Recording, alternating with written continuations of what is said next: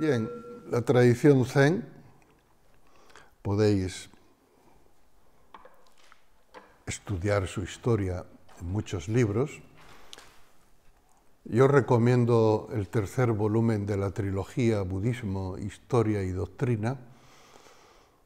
La tercera está dedicada a la historia del Zen, está publicada en las ediciones Miraguano y constituyen esta trilogía, es el temario del que ha sido nuestro programa de estudio budista durante muchos años. La tradición Zen surgió como tal en China, siendo heredera de la tradición budista procedente de la India.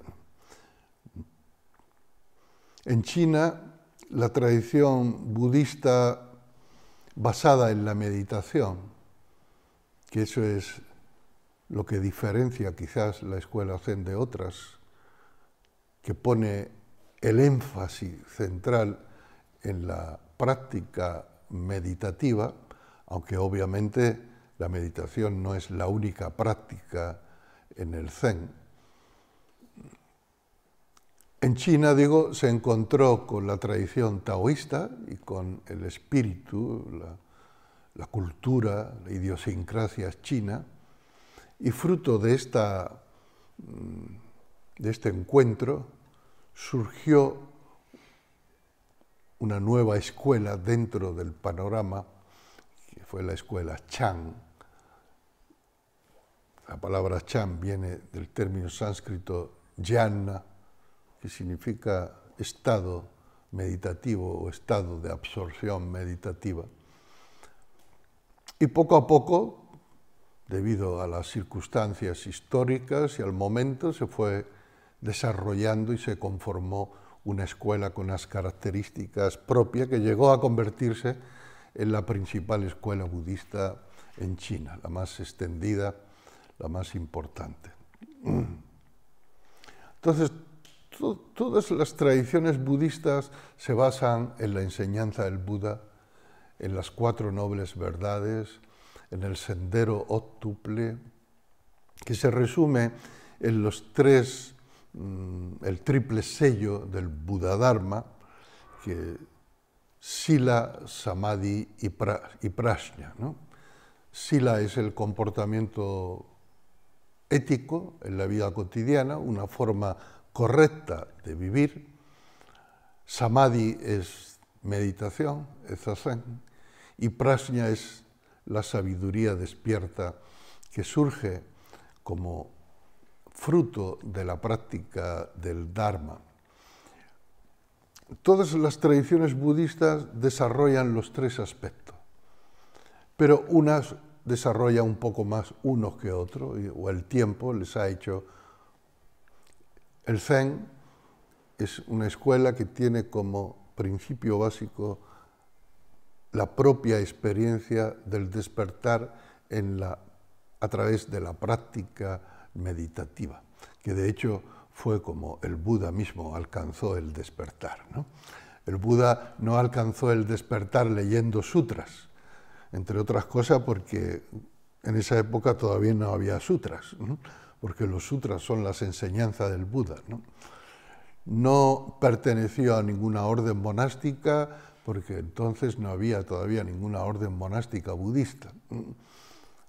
El Buda se enfocó en la práctica de la meditación y fue a través de la práctica de la meditación como alcanzó el despertar.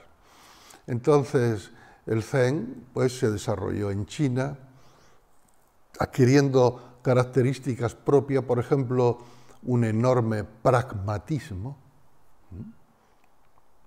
por ejemplo, un amor a la naturaleza muy grande, que viene también de la tradición taoísta, la tradición china en general, y una tendencia a vivir en la espiritualidad en los detalles prácticos y concretos de la vida cotidiana.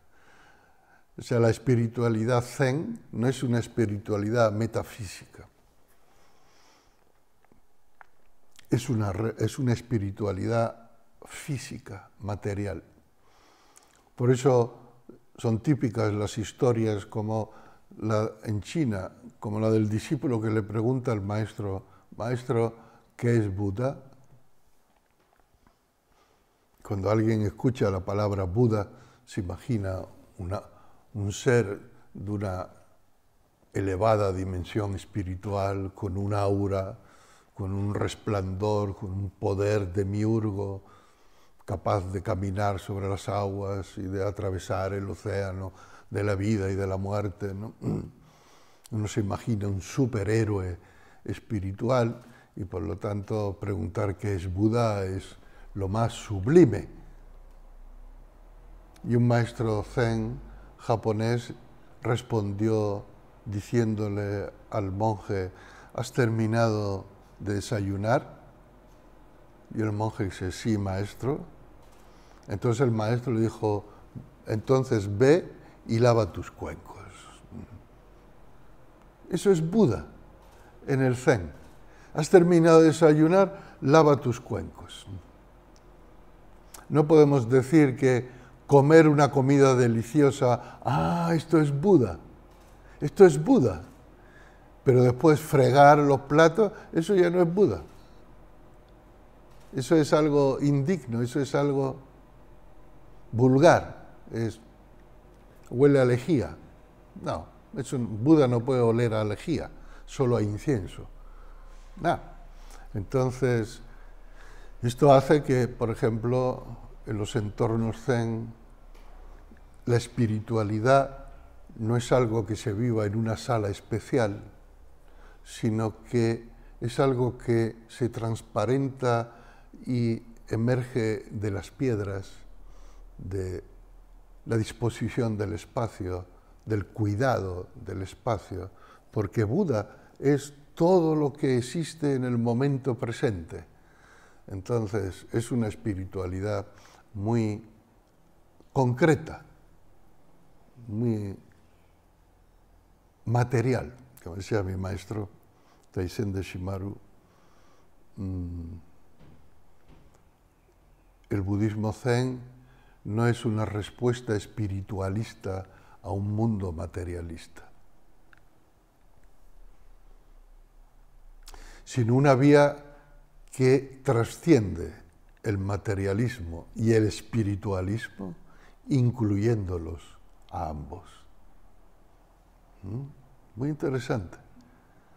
Porque mucha gente disgustada o asqueada de la civilización materialista busca a lo mejor en el zen una espiritualidad metafísica y todo lo que resulte material, la relación con lo material, lo etiqueta de no espiritual. Pero el zen no tiene nada que ver con eso. El zen es la espiritualidad en la materia. Es espiritualizar la materia. Es materializar el espíritu en la vida cotidiana. Así que estas son...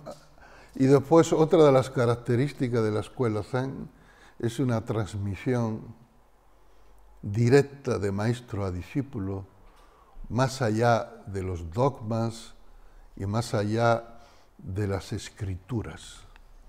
En el sentido de que el zen no es estudiar intelectualmente los sutras o las escrituras sagradas, empaparse de conocimiento, de erudición, como dijo el sutra tal, como dijo el maestro tal.